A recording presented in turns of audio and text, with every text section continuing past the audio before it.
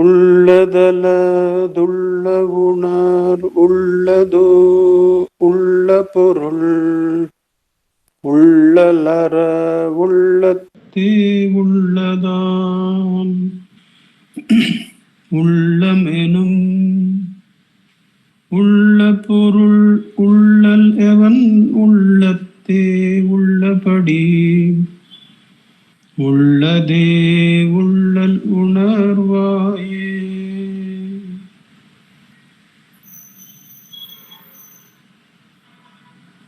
Namo Ramana. With Bhagavan's immense grace, we are moving on within the Viveka segment to another portion. We had seen that verses 5, 6 and 7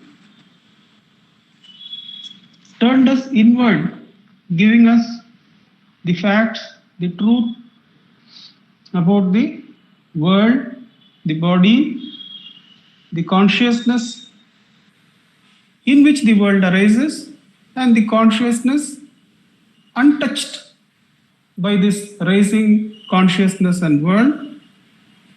Those were in verses 5, 6 and 7.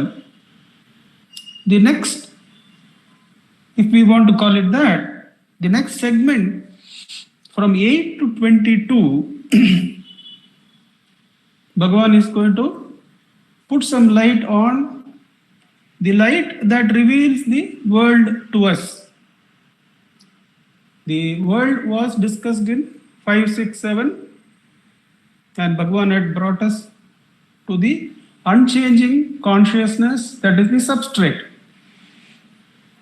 And now from verse 8 to verse 22, we are going to be taken by Bhagavan's words through the truth about that light which reveals the world to us, which is called as Ishvara, Ishvara Shakti, Shakti, Sakshi.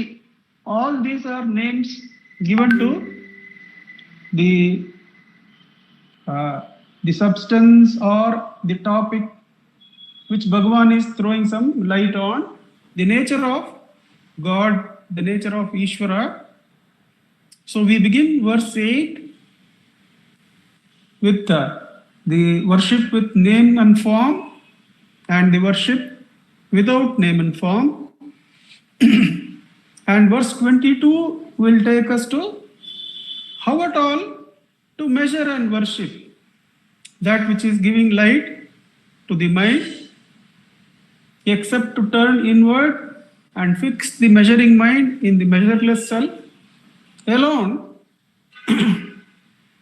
can be the true darshan of God or true seeing of that light which is the source of all. But let us start with verse number 8. That is the context or the place where we find ourselves in. The verse goes like this. எப்பெயரிட் எவ்வுருவில் ஏத்தினும் ஆர் பேர் உருவில் அப்பொருளை காண்வழி அது ஆயினும் அம் மெய்ப்பொருளின் உண்மையில் தன் உண்மையினை ஓர்ந்து ஒடுங்கி ஒன்றுதலே உண்மையில் காணல் உணர்ந்திடுக.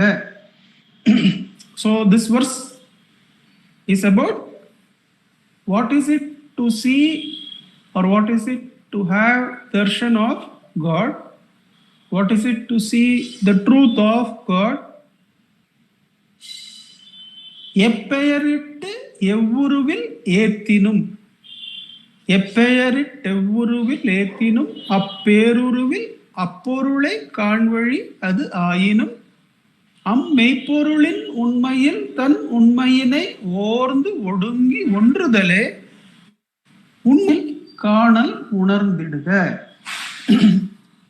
Let us see the import of the verse. எப்பெயரிட்டு Evuruvil Ethinum. Ethinum stands for worship. Eppeyarittu means whatever name one attributes to God. Evuruvil, whatever form that one wants to see God in. Ethinum, if you worship that which is called God, which is called Ishvara, in any name or in any form, the Kalivandba, the connecting words which Bhagavan uses in the Kalivandba, Yen Radham, it says. Yen Radham means it is possible, it is allowed, it is possible to worship like that. To worship, what are we worshipping? R is whoever worships. Peruruvil, Appurulai, Kanvali, Adu Ayinum. Peruruvil is a phrase or is a word which has different meanings. Peruruvil is in that name and form. Apperuruvil, in that name and in that form. Peruruvil means ill means not there. So that which is nameless and formless is another meaning given. And of course, there can be a third meaning given, says Sadhuvan Swamigal, that the very seeing itself can be without name and form. However, that meaning is taken out, and only the other two meanings for Peruruvil are retained. Peruruvil stands for two opposite things in the one sense, that in that name and form one can worship. And Peruruvil also means that which is without name and form. However, the further words, they clarify the whole meaning, so one need not get stuck with this. Eppeyarittu Evuruvil Ethinum. In whatever name and form one worships the Supreme. Yen Radham, the connecting verse has put that it is possible, it is allowed, it is not condemned by the Shastras, it is not condemned by the teachers. It is allowed to worship that which is supreme by attributing or giving it a name and form. Eppeyarittu Evuruvil Ethinum. Apperuruvil. In that, let us take the meaning that in that name and form, in the name and form which we have taken, Apperuruvil, whoever whoever worships, Peruruvil Appurulai.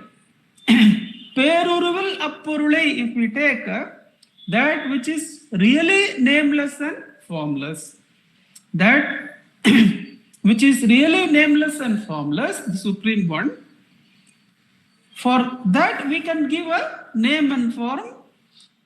Peruruvil Appurulai Kanvali Adu.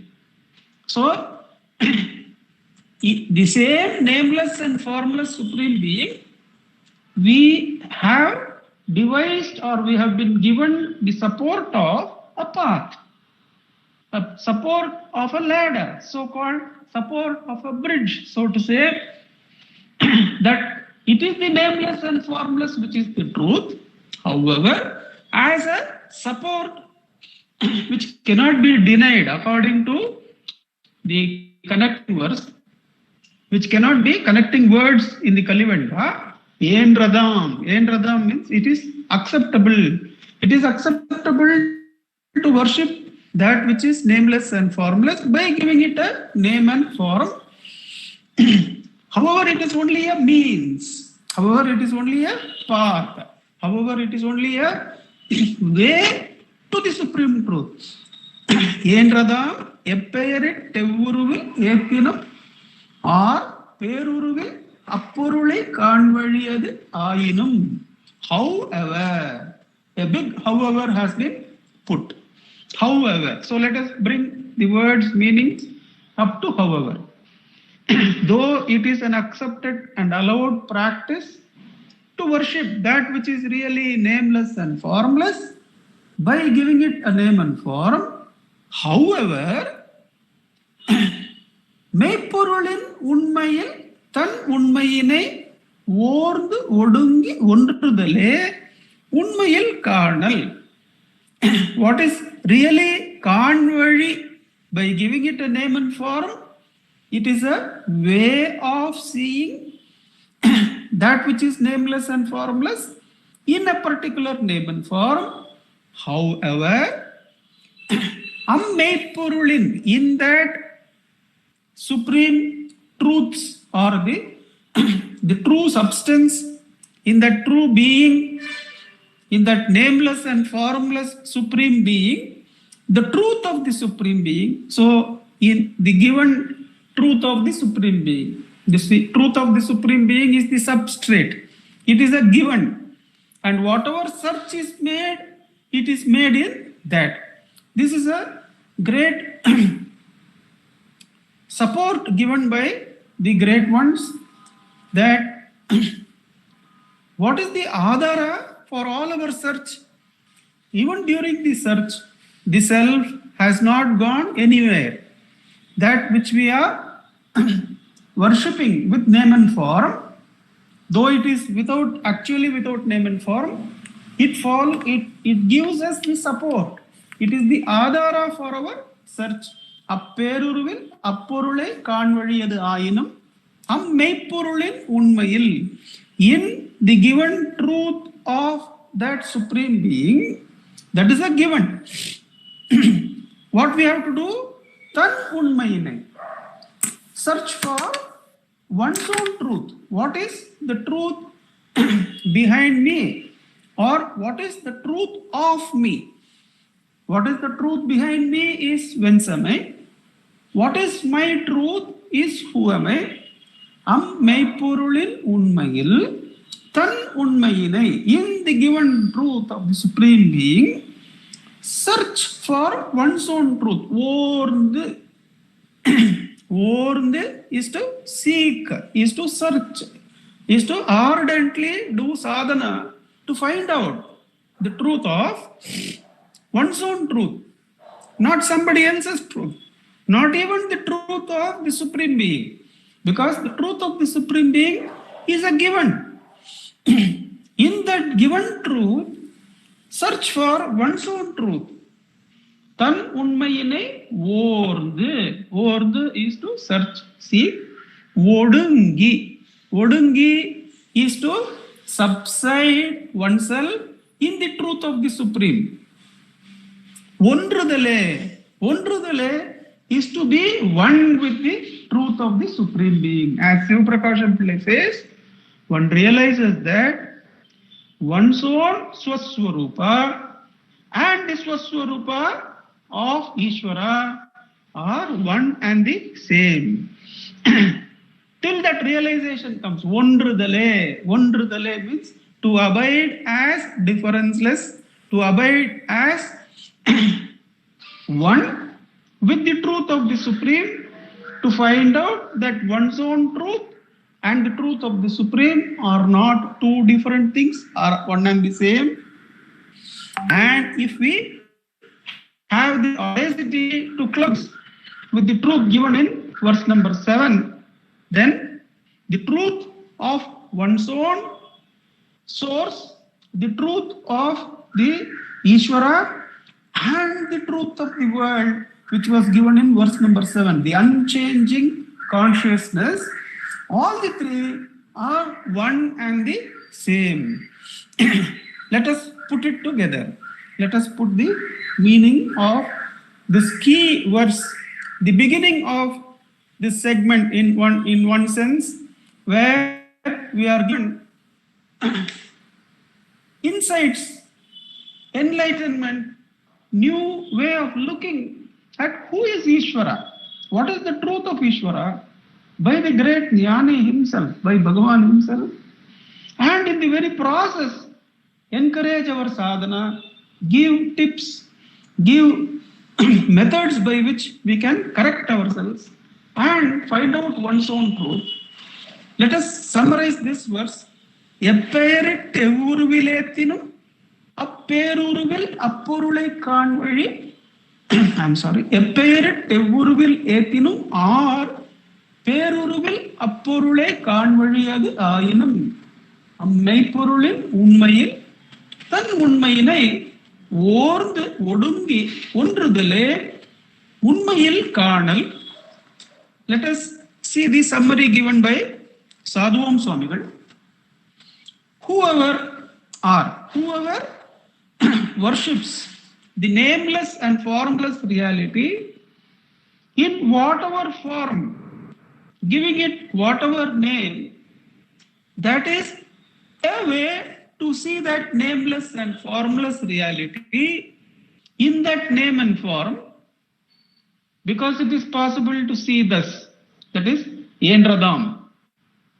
However, becoming one with the reality, having known one's own truth, that is having known the truth that one is not the ego, the individual who worships and sees names and forms, but only the real self who never sees names and forms, and having thereby subsided in the nameless and formless truth of that reality, alone is seeing in truth. In other words, being the reality is alone truly seeing the reality. Know this. So the summary is whoever worships that nameless and formless reality by giving it a name and form have now followed a legitimate and allowed path, a way to see that formless and nameless reality in a name and form. However, to seek in the truth of that reality, one's own truth, and to subside in the truth of the reality, and to merge and be one with the truth of the reality is real seeing. In other words, being the reality is seeing it, concludes Sadhuvam Swamigal. That is the summary of the verse. Let us go into looking at some explanations for this. That is, we can go by the normal meaning that worship is the act of going to a temple, or the act of sitting in front of the altar, or even the act of chanting a verse or a shloka. All these things we can, let us say, call as worship. But if one goes back to the verse in Upadesha Undiya, in Upadesha Undiya, Bhagavan says that Ashtamurtibra Deva Pujanam, that is the worship of all the forms,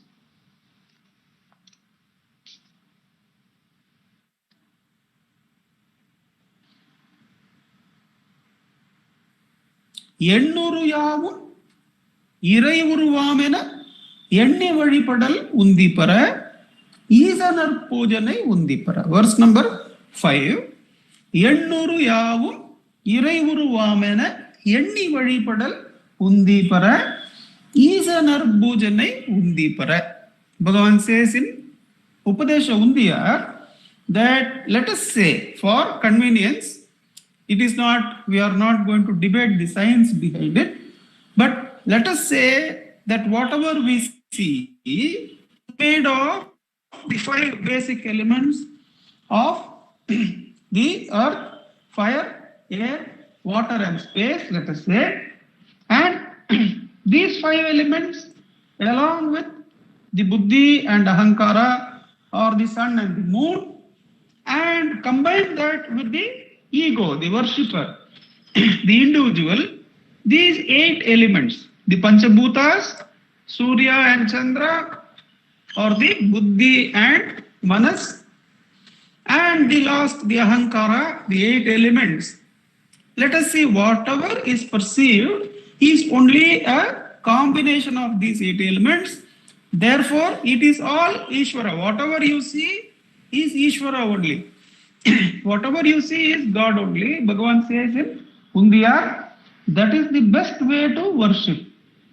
And while discussing that in one of our Girivalams, we came upon that hack or shortcut that if everything that is perceived, that is sensed, is only the Ishvara Swarupa, then why call it different names?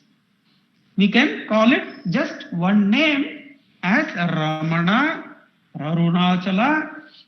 That is enough. Whatever we see is only Arunachala. Therefore, from the traditional accepted worship of going to the altar or chanting the name, when we come to see that just my particular attention to the screen where I address a group of people, or your own particular attention to the speaker, let us say, to the exclusion of other things, this itself can be treated as a form of worship.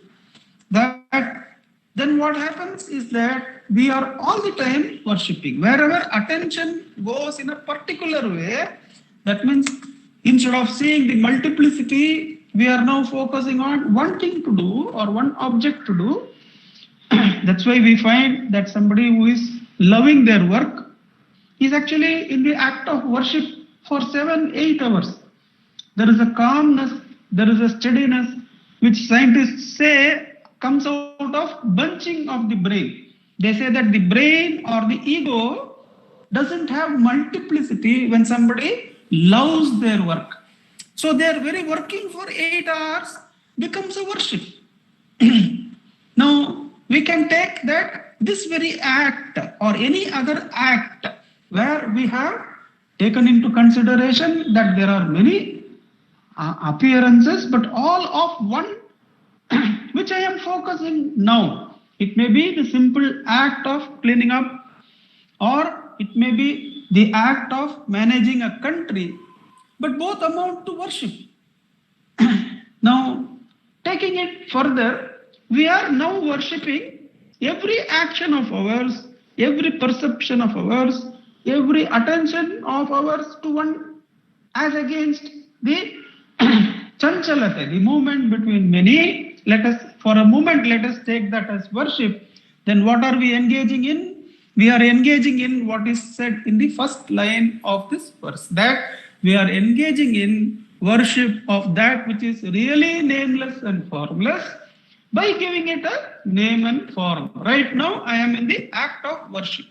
Bhagavan himself is known to have said that, and Venkateshji likes to recall this incident, that one of the Kartika Deepam days, I think, there has been lots of rains and lots of slush, and the people who are coming in bring lots of that mud, and the attendants near Bhagavan, what they do, they shift the barricade which was near to the divan, near to Bhagavan, they shift it by some distance so that those who are coming to visit, they don't make the place near Bhagavan slushy or muddy and all that.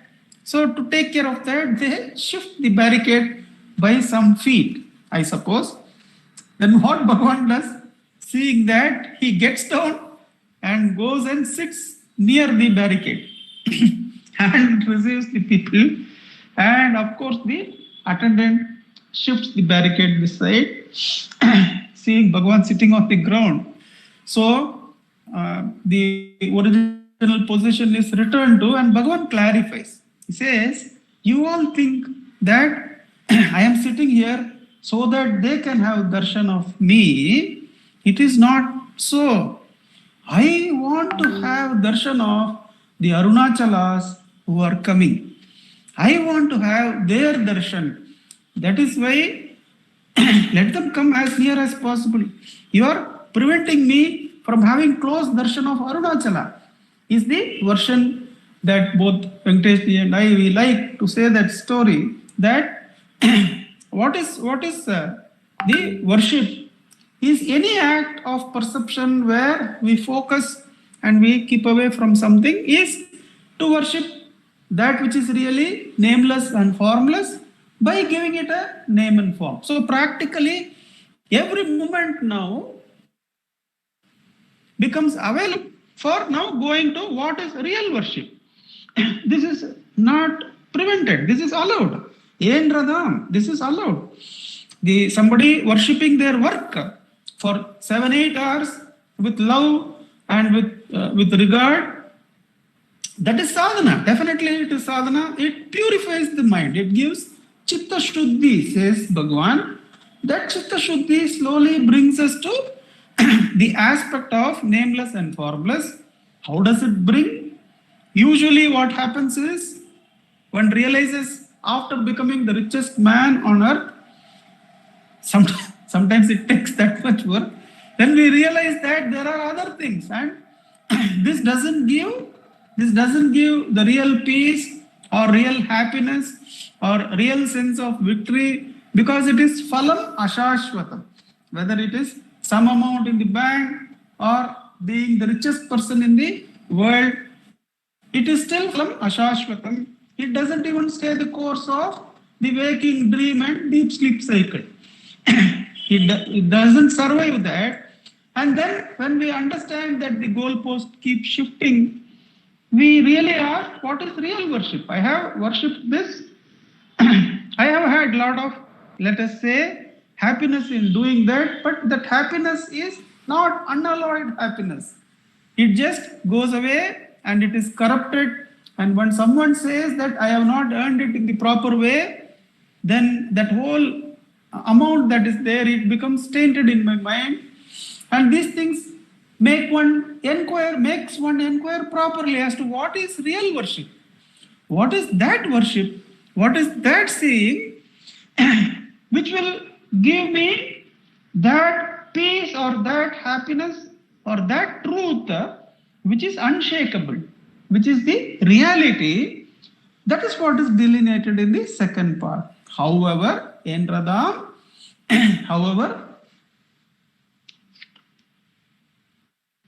Ammeipporulin unmayil. Now, as I said in discussing the meaning, this is a theist, or this is that God exists. Bhagavan is giving us support. That many a time to the modern intellect, we allow our doubts to take hold of us. We allow not only, see, when I was talking to my mother, who is about 87, but she is quite an intellectual. So when we were discussing actually how that discussion came from her side, there is no logical connection. But Venkatesh ji and I, we were discussing in the course about in the Shankara Digvijayam, there is a song on Guru Stuti. We were both trying to discuss that because we were not finding the source anywhere else. And in that, the verses are actually chanted by the disciples to bring back Shankara from the body of a king into which he has entered to learn certain truths about the householder's life, to which he was asked by the wife of that, and it was said that he had to have knowledge of these to complete the debate, and he enters the body of that king who has just passed, and he has instructed the disciples to call him back at the appropriate time, and many disciples call him back in different ways, and this is the final calling, the Guru Stuti we were discussing. Somehow, I had not talked these topics to my mother, but she raised the same topic. See, this question of Parakaya Pravesha and entering the householder's body still remains a very doubtful thing to me, she was saying. So I was telling her that, see, Ma, both of us are intellectuals now. That means when the Adi Guru's life is being told, now we are approaching it with a doubt. Therefore, the Bhakti Marga, the Marga of surrender, we will have to come and realize the truth of Bhakti Marga only by completing it in jnana. Only by completing it in jnana, because our doubt has become so strong that we are doubting the Guru himself. Now, Guru's name, Lakshman Sharma says, Guru's form, Lakshman Sharma says, is the best name and best form that can be given to the nameless and formless. Out of all the names and forms one can give, it is Lakshman Sharma's learned opinion and sharing that the best of all those names and all those forms is Ramana, is the Guru's name and Guru's form. Now, in that itself, our intellect has become so strong to have a doubt. The Adi Guru, Adi Shankara's Digvijayam itself, Amma was having doubt. So I said to her, see, that is why we have to actually go to find out our own truth. Because the intellect has become so refined that it is doubting the very Guru Swarupa, the very Guru's Satcharita, which is the highest name and form that can be given to the Supreme Being. Now, without any doubt, one can clearly understand that when one completes the journey in jnana, the greatness and the simplicity and the beauty and the extraordinary grace that comes with surrender, with bhakti, is totally realized. The whole path of bhakti is completely realized when one completes the journey in jnana. But however, why is it that Bhagavan says that, however, why does he bring in? Because today's intellect is so doubtful that it takes away theism from every activity that one can engage in. By getting into doubt, it breaks oneself and it goes away from the support that one can take from God and Guru by giving them name and form. Therefore, Bhagavan comes to our aid and says, Ammai Porulin Unmayil. However, though it is a legitimate way to give name and form and worship the Supreme Being, however, in the truth of the Supreme Being, Bhagavan gives us that adhara, that the whole of Bhakti Marga is validated in that one small phrase of Bhagavan in this verse, saying that Ammai Porulin Unmayil, that there exists. Don't worry, all your steps in bhakti are 100% legitimate, are totally valid. However, where do we find ourselves today? What is the intellect?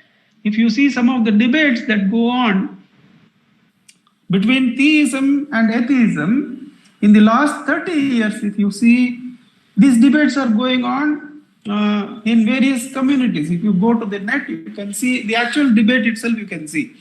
And what they do is, at the beginning of the debate, they record the statistics in the audience as to how many people believe in the existence of God and how many people don't.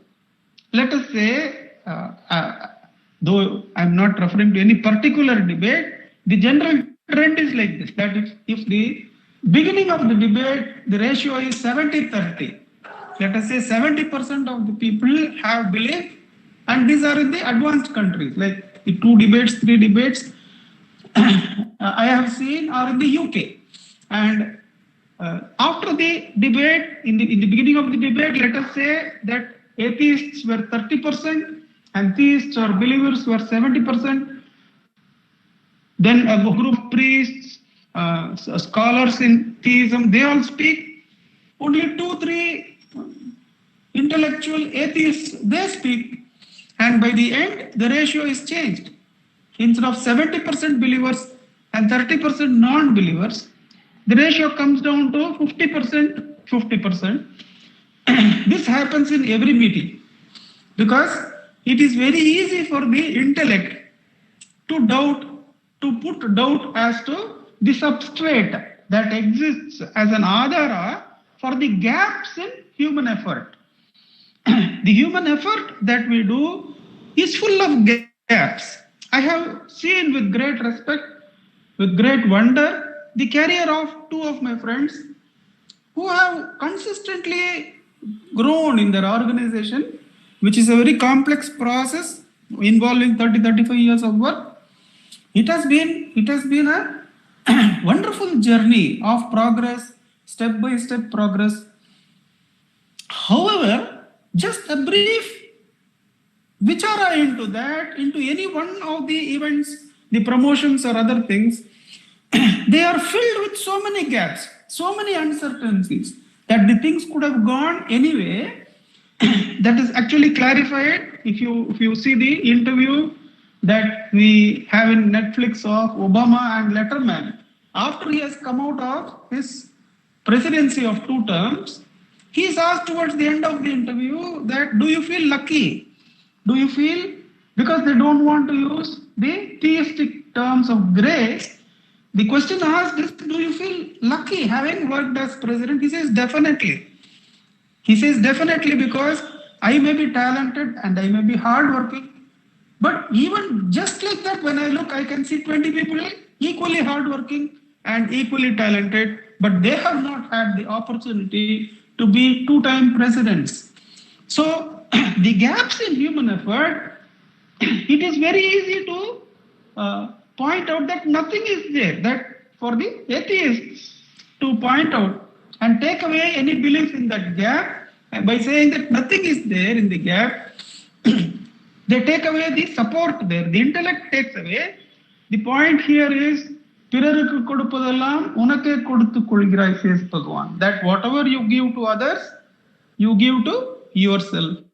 So when you take away the faith of other person, you are actually undermining your own faith also. You will not have that option again. Like I was sharing with my mother, when your doubt becomes so great that you can doubt the Guru himself, then you necessarily have to come to Vichara. You necessarily have to come to find one's own truth. So it is not that the atheists don't have a right to inquire into truth. We will find that in Bhagavan's Satcharita, in Bhagavan's life and teachings, we will find a handful of atheists who have come, very serious seekers into truth, who have all been guided, and some of them have ended up singing songs of praise on Bhagavan as Ishvara. So this particular phrase, that Ammeipporulin Unmayil, is the adhara for all religions, for all spiritual seeking in faith, that one can have faith, that look for the gaps, but look at the miracle of it, and look for the gap, and suppose what you expected did not happen, understand that it is a stoppage given by grace to avoid something. Now these are the ways that we have to adopt whenever we worship with name and form. When we worship with name and form, the faith has to manifest when the gaps come, when it is positive, understand and look for the gaps.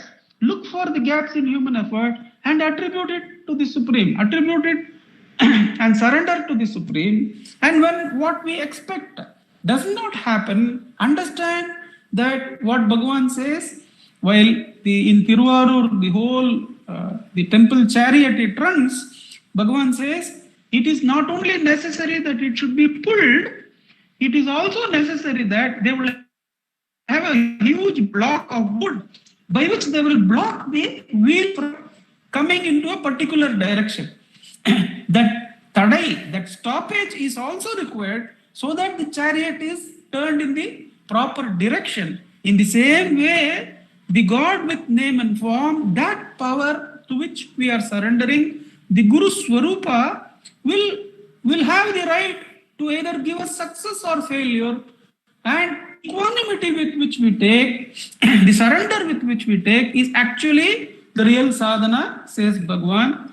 But in the next sentence, Ammeipporulin Unmayil, Bhagavan now gives the sadhana by which whether your children are believers or not, give the next sadhana. Ammeipporulin Unmayil Tan Unmayinai.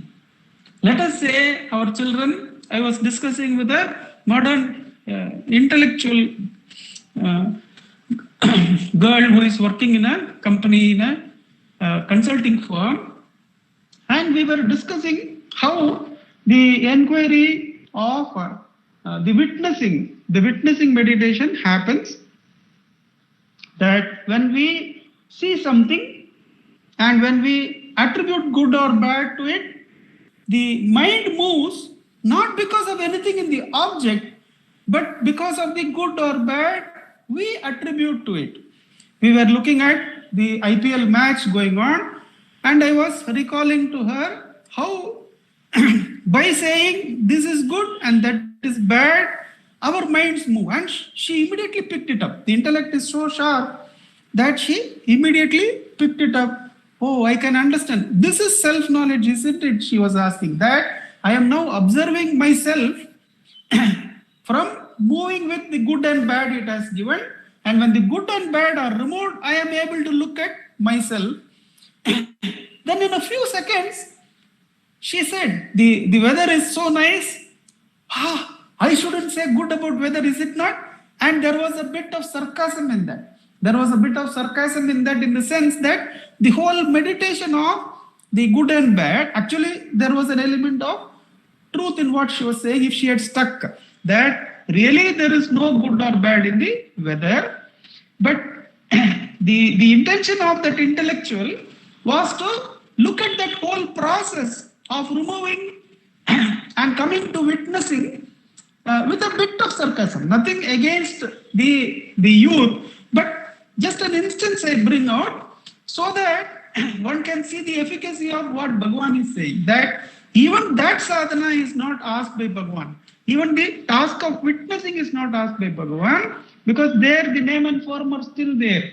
The good, the bad, and going beyond good and bad, it is still worship with name and form. Whereas in Atma Vichara, Ammai Purulin Unmayil, Kan Unmayai. Who am I? Whence am I? When we inquire, even this, the intellect bringing in some sarcasm into the inquiry of vipassana, the inquiry of the witnessing meditation, which is possible because you have given names and forms, and it can be diluted by just saying, do I live, without the commenting on the whether being good or bad. Actually, when they go deep within, the witness meditation takes one beyond nature. But that was a discussion in the normal sense, and the intellect can throw away the sadhana in that in a trace. Of course, we continued the discussion, and it was brought slowly to Bhagavan's teachings in one way or the other. But see the efficacy of Bhagavan's teachings, that even the names good and bad, right and wrong, is not asked of us by Bhagavan. The names are not given. That we will come in the next verse. Irattaigal Muppudigal, we will see. Even those names, Bhagavan is not asking us to give to the truth. All he is asking us is, Ammai Purulin Unmayil, Tan Unmayil. Who am I? Warned to seek. Odungi. When you seek, what happens? Your truth subsides or quietens down into the truth of God. We slowly find that Bhagavan's statement to Amma, our prarabdha prakaram, அதற்கானவன் ஆங்காங்கு இருந்து ஆட்டிவிப்பன் என்றும் நடவாதது என் முயற்சிக்கினும் நடவாது நடப்பது என் தடை செய்யணும் நில்லாது இதுவே திண்ணம் ஆகலின் மௌனமாய் இருக்கை நன்று. The ordainer controls remaining according to their prarabdha. Hence, that which is not to happen will not happen, try what you may. That which is to happen cannot be stopped, try what you may. This is certain. Hence, the best course is to remain silent, says Bhagavan. Now, the clue there is that the ordainer is within us. The ordainer is Anganga Irundu. So, from giving Nama and Rupa, Bhagavan brings us to the actuality. Who is giving us the thoughts? That Ishvara is giving us the thoughts from within. And we run away with his gifts into the outside world. Whereas the Sadguru, Bhagavan is teaching, there is a limitation for that God. What is the limitation? He has to be the source of thoughts. So don't go the way of the thoughts, but ask for whom is this thought? Whom is this thought to me? Who am I? We go readily to that source, to the Ishvara, to the theism, to the ever present God who cannot go anywhere. He gives us thoughts and makes us act in this world. The Sadguru comes and reveals the truth to us. Meipurulin unmayil. That Meipurul has to be there in us. Don't ask anything else of that. Ask your own truth. Tan unmayinai. Who am I, God? Oh God, who am I? Ornd, seek it. Odungi. Then what happens? We we quieten ourselves. The meek shall inherit the earth means the meek who are surrendered to Ishvara, they inherit not only this earth, they inherit everything. Shivanulagalvare, says Muruganar. Muruganar says, Alvar, Sivanulagal, those who subside into Shiva will be the rulers of the whole of Shivaloka. Shivaloka is everything. What is ruling? What is there to rule? When one is that, Odungi. When we inquire, we subside into that Ishvara, that Shakti, Undrudale. And when we become one with that, then there is no Ishvara giving us thoughts, and there is a world into which we have to go. All the three, the world, the I, and the Ishvara, merge in the self. ஓர்ந்து ஒடுங்கி ஒன்றுதலே உண்மையில் காணல். To abide in that self is to realize the truth, is to see the truth of oneself, the truth of God, and the truth of the world. If we are to bring in verses 5, 6, and 7 into this. With Bhagavan's immense grace, let us bring to fruit this great gift of Bhagavan that seek, subside, merge into that truth, into the Swaswarupa. As Sivaprakasham Pillai says, one realizes that one's own truth is not different from the truth of God, is not different from the truth of the world. So many actions converge into knowledge. Knowledge converges into being. Being the self is seeing the self, concludes Sadhuvam Swamigal. With that, let us sit in practice of Bhagavan's teachings. For 10 minutes, let us sit in Atma-Vicharam. This, we are seeking our own truth in the pre-existing truth of the self by letting go of thought and inquiring, who am I? There, in one being, we find the being of the individual, of the world, and of Ishvara. Let us sit in practice.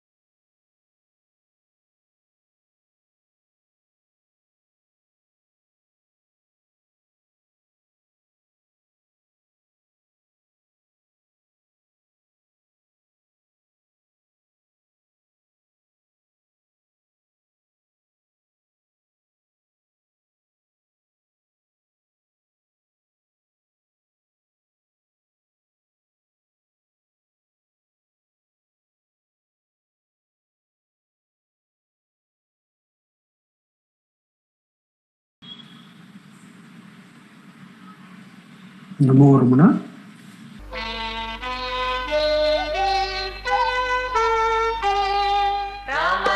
Ramananjali, Ramananjali, Ramananjali, Ramananjali.